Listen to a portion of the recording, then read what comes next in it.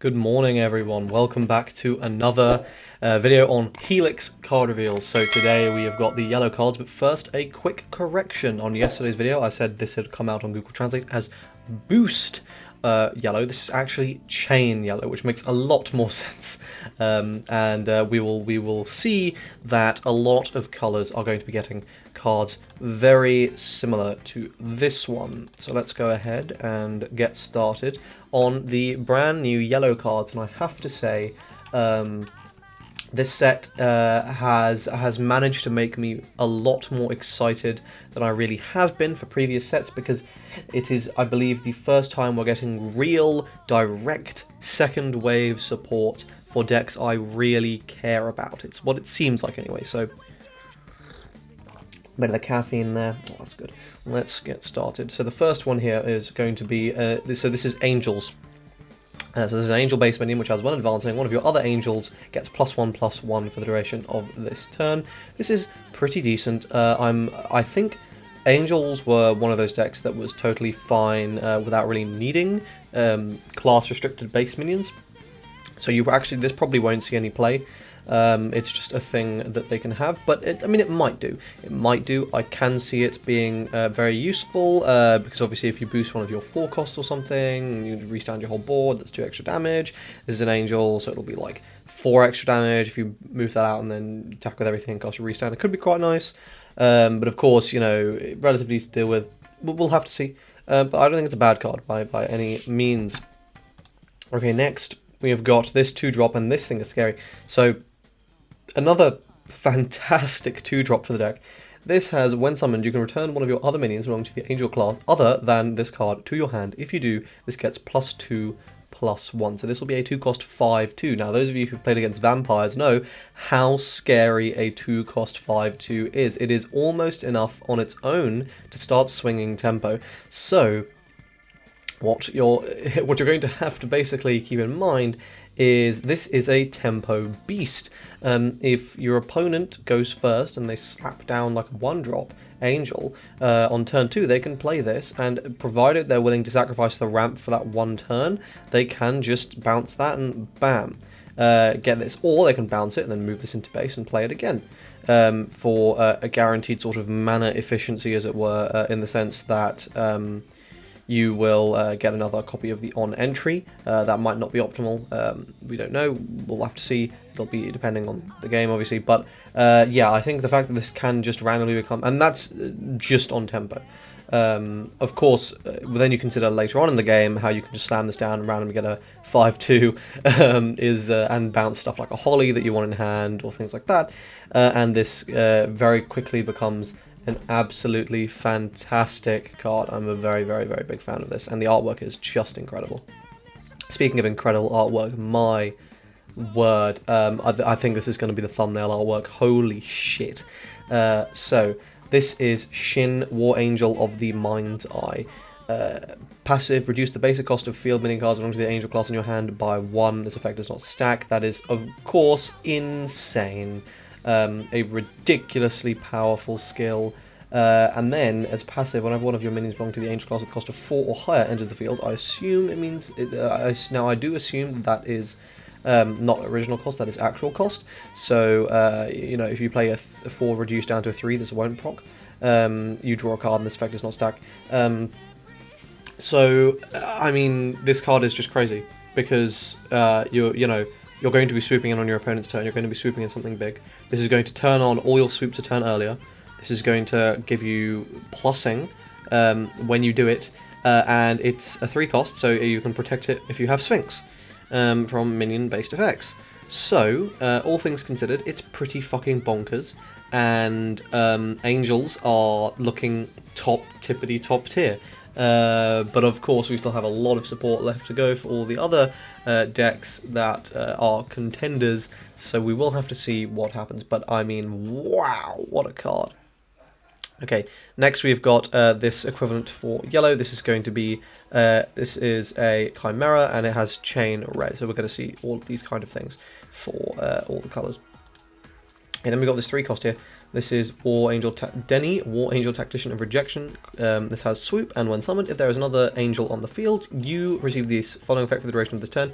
Increase the basic cost of magic cards in your opponent's hand by 3. Now, I'm a bit iffy on this card, primarily because if your opponent does things in like an order to play around it, it's pretty useless.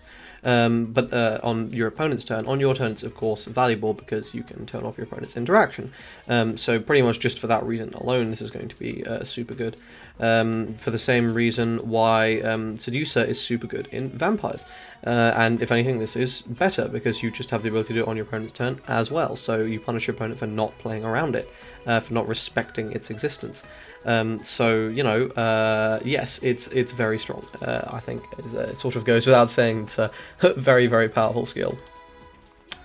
Okay, next we've got our legendary support for the Evolve archetype, and here that is, of course, Winged, and, well,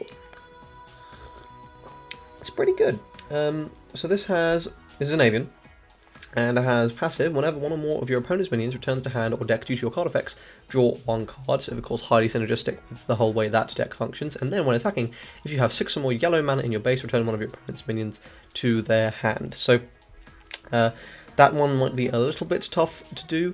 6 or more yellow mana might be a bit too restrictive there, but certainly that first effect to give you plussing when you bounce is really nice, and it's just a solid bit of support for the avian deck. I don't think it's necessarily, like, nothing comes to mind as super crazy, like, oh, this is definitely going to push them into top tier, especially with angels existing and being so crazy, but, you know, a very solid, fun deck, you know, mid-tier, like a tier 2 option you can just play for fun, and again, artwork looks outstanding.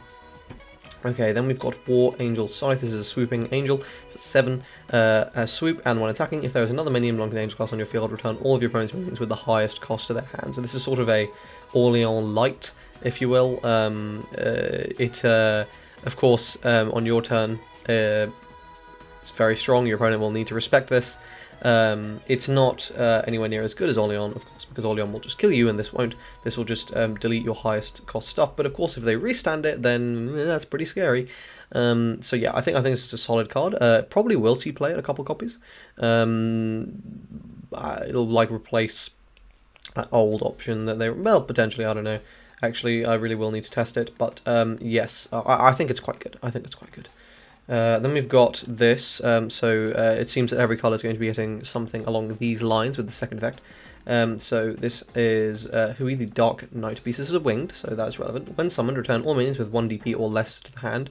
This is, of course, not that good, because most stuff has 2 or more, sort of that stage of the game, or most relevant stuff will have 2 or more, so whatever. But then as a passive, whenever you use another yellow card, this minion gets +1/+1 for the duration of this turn. So I can very much imagine FTK yellow-based decks, or OTK rather, yellow-based decks, because of all the ways they have to buff cards, that will essentially just let you kill with this. But again, does seem a little bit like a janky kind of deck, but a cool thing to exist, but pretty janky. And then the final card we have is this spell. This is Shine Sword. This is Flash. Return one of your opponent's minions to their hand. If you have a minion belonging to the Angel class on your field, return one of your opponent's minions to the top of their deck instead. Now that's actually really interesting.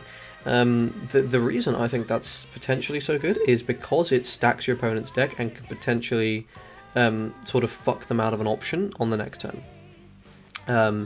The scenario in which that's going to be relevant is super niche, but it could exist, is sort of the point there.